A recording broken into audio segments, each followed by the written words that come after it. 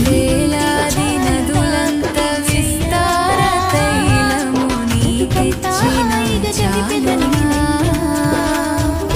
వేలాది నదులంత విస్తార తైలము నీకిచ్చిన చాలునా గర్భఫలమైన నా జ్యేష్ఠ పుత్రుని నీకిచ్చిన చాలునా